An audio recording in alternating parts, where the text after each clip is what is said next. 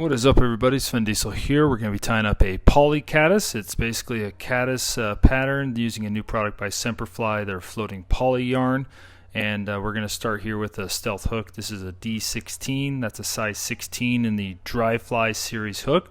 We have some yellowish looking thread here, and we're going to go ahead and start this with about a hook eye's distance back, and I'm going to work my way down about halfway down the shank of the hook and then come back up about halfway on my thread wraps, trim out my tag end, and this is to kind of help build the taper. So here's this new floating poly yarn, one of their products. You can see it comes in a bunch of different colors. I see a lot of potential for Caddis especially, but the one that really drew my eye was actually this one, and then I looked at it and it actually said Caddis brown, so I was kind of shocked at that, but this stuff's supposed to float for days, and so let's go ahead and throw it on and make probably one of the more simple caddis patterns I've ever tied.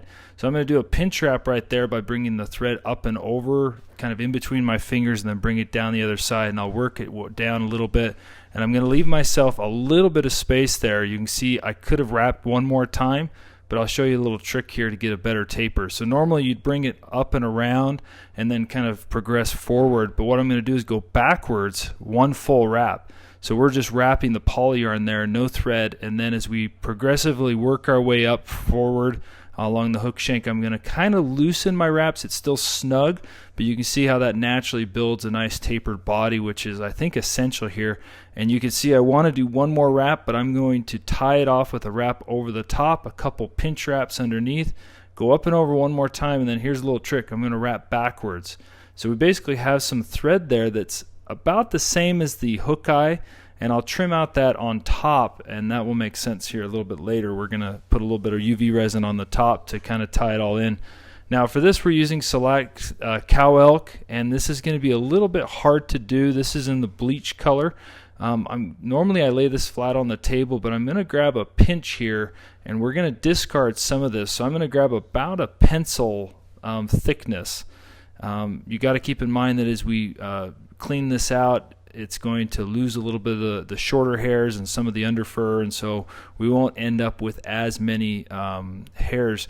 I like to use kind of the thicker ones. They're a little bit more hollow in my opinion and should float better, and so we'll kind of just use our fingers here. You can use a comb if you want, but I'm just getting out the underfur and any kind of shorter fibers, and then I'll make sure the tips are clean. And you notice how I'm grabbing pretty much the tips. I want the longest, biggest hairs here. And so I'll go ahead and put those in my stacker. This is a smaller stacker because this is a size 16. We're not putting off mega clumps of hair here. And you can see how nicely that's stacked, and we'll go ahead and inspect it. I like the way it looks, and I think I got a butt end in there. So an easy way to do that is grab your tweezers, just separate it out, try not to bend the hairs, but I've got it right there. I'll just grab it with my fingers rather than get a pair of tweezers, and then real quick just stack them again. Since this is a video, you don't need to do that. Sometimes an uneven wing is a little bit better, but we're going to go ahead and restack that and pull it out. And the way I'm going to do this, I'm going to rotate it, pinch it, measure, and I want it just a little bit longer because we're going to fan these out so it'll actually be even with the hook bend. I'm going to do 2 wraps. They're snug, they're not tight, and then I'm going to pull up as I come up and over on the third wrap and kind of flare it on the front side, so the hook eye side. And then I'm going to pull a clump back, do a wrap in between, and then another little clump and do a wrap in between, being mindful of that hook eye underneath.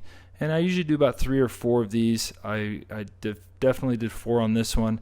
And then here's the trick. If you spaced it right, we're going to build up a little bit of a thread dam right here to pinch all those wraps, pinch that elk hair, and then while you're holding tension with your thread, kind of sort those butt ends forward and make sure we got our tips going backwards.